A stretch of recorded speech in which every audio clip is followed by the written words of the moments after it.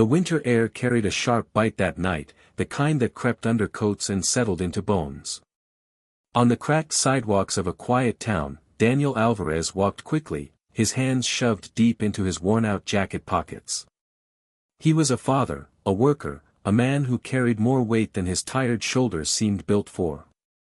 His boots, soles nearly gone, slapped against the pavement as he hurried home from the late shift at the auto shop. His little girl, Emma, would be waiting, probably asleep, curled up in the second-hand blankets he had carefully patched again and again. Money was always tight, food always rationed, and dreams always postponed. But despite the struggle, Daniel never let despair take away his sense of right and wrong. He wasn't rich, but he was present. And in his daughter's eyes, that meant more than anything. As he turned a corner by a dimly lit alley, his ears caught a sharp voice. Not the usual chatter of downtown nightlife, but something harsher. A woman's voice, trembling, defiant, followed by the low, slurred growl of a man. Daniel slowed, his chest tightening. He didn't go looking for trouble. But when trouble found someone weaker, his instincts wouldn't let him walk away. Just leave me alone, the woman snapped, her voice edged with fear she tried to hide. I said you're coming with me, the stranger barked back, his body blocking her path as he reached for her arm. Daniel's heart thudded. He could already see the scene, a tall man, face twisted in aggression, his hand clamped around the wrist of a woman dressed sharply, her heels clicking desperately against the pavement as she tried to step away. Her purse hung loosely, her phone on the ground where it had slipped from her trembling fingers. Something inside Daniel surged, louder than the whisper of caution telling him to keep moving.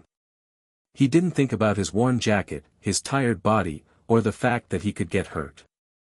He only thought, what if that were Emma one day? Hey!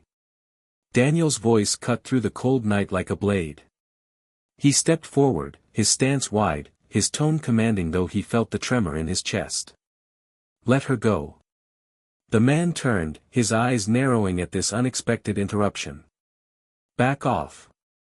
This ain't your business. Daniel didn't flinch. He walked closer, squaring his shoulders. It is now. The aggressor sneered, shoving the woman harder as if to prove dominance. She stumbled, catching herself on the brick wall, her wide eyes flicking to Daniel with a mix of relief and disbelief. He wasn't dressed like a hero. His jacket was faded, his boots frayed, his face tired. But in that moment, he was unshakable. Let her go. Daniel's voice was steady, each word a warning.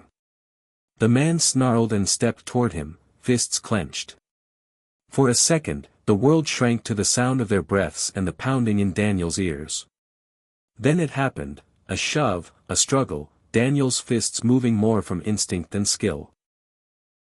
The woman gasped as the aggressor staggered backward, nursing a bleeding lip, before cursing and stumbling off into the shadows.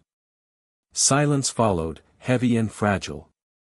Daniel stood there, chest heaving, as if waking from a storm. He turned to the woman, who was still pressed against the wall, her hands trembling. Are you okay? He asked gently, his voice soft now, almost fatherly. She nodded slowly, brushing hair from her face. Yes, thanks to you. Her voice was warm, layered with gratitude, and something else he couldn't quite place. Daniel bent down, picked up her phone, and handed it to her carefully, like a priceless treasure. Here. Don't walk alone at night if you can avoid it. Too many people out there looking to hurt someone. For a moment, their eyes locked. Hers were sharp, intelligent, the kind of eyes that had seen boardrooms and decisions worth millions. His were tired but honest, carrying a quiet strength built on sacrifice. Two worlds collided in that gaze, and neither quite understood why it felt like more than a coincidence. I don't even know your name, she said softly. Daniel, he replied with a small, modest nod. And you? She hesitated, then smiled faintly. Isabella. It was the only name she gave, though it carried the weight of someone used to being introduced with titles, positions, and achievements. But here, in this moment, she wanted to be just Isabella. Daniel gave a polite nod. Be safe, Isabella. He glanced at his old watch. I need to get home to my daughter. That word, daughter, caught her attention. Most men she met at her level rarely spoke of family with such tenderness. Yet here was a stranger who had risked himself for her, with no thought of reward, rushing back to a little girl waiting in a small, cold apartment. As Daniel walked away, Isabella stood rooted, her heartbeat still racing, not from fear, but from the echo of his bravery. She didn't know why, but something about this man's humility and strength touched her in a place she thought long buried. What Daniel didn't realize was that Isabella wasn't just any woman. She was Isabella Carter, CEO of a billion-dollar company, a name whispered in corporate circles with both awe and envy. Men twice his wealth tried endlessly to impress her, yet not one of them had ever made her feel as safe, as seen, as this poor mechanic with a kind heart had in a dark alley.